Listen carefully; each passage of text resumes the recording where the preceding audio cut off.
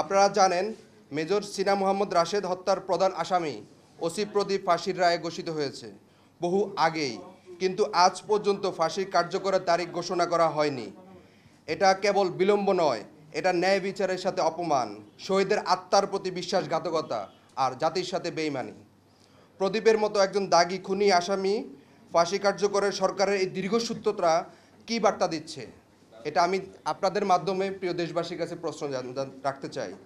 যে অপরাধীরা রাজনৈতিক বা প্রশাসনিক ছত্রছায়া থাকলে বিচার এড়িয়ে যেতে পারে, এই বিলম্ব শুধু ভুক্তভোগী পরিবারের নয়, আমাদের সবার প্রিয় আমাদের আর্ম ফোর্সেস, আইনশৃঙ্খলা বাহিনী এবং সাধারণ মানুষের মনোবলকে আঘাত করেছে।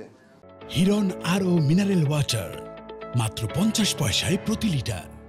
আমরা এক্স ফোর্সেস অ্যাসোসিয়েশন স্পষ্টভাবে আপনাদের মাধ্যমে পুরো দেশবাসীকে জানিয়ে দিতে চাই, এ ধরনের বিলম্ব আর চলবে না। আমরা আজ 11 আগস্ট 2025 ঢাকা রিপোর্টার্স ইউনিটের সংবাদ সম্মেলন করে সরকারের কাছে চূড়ান্ত দাবি জানাই, প্রদীপের ফাঁসি কার্যকরের নির্দিষ্ট তারিখ অবিলম্বে ঘোষণা করতে হবে, অন্যথায় আমরা আরও কঠোর কর্মসূচিতে যেতে বাধ্য হব।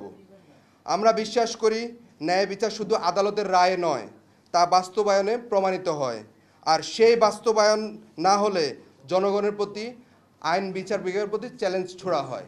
সেজন্য প্রিয় দেশবাসী, আপনাদের মাধ্যমে, গণমাধ্যম কর্মীদের মাধ্যমে আমরা জানাতে চাই যে আমাদের আইন বিভাগ এবং রাষ্ট্রের সুপ্রিম কোর্ট যে রায় দিয়েছে সেটি কার্যকরের যে তারিখ, সে তারিখ অবিলম্বে ঘোষণা করতে হবে। আমরা আপনাদের জ্ঞাতার্থে আরেকটি বিষয় জানিয়ে রাখি, আপনারা জানেন যে গত 2 জুন যে হাইকোর্টের রায় হয়েছে, সে রায়ের যে সে টাইপিং করতে আজকে 2 মাসের অধিক সময় লেগেছে।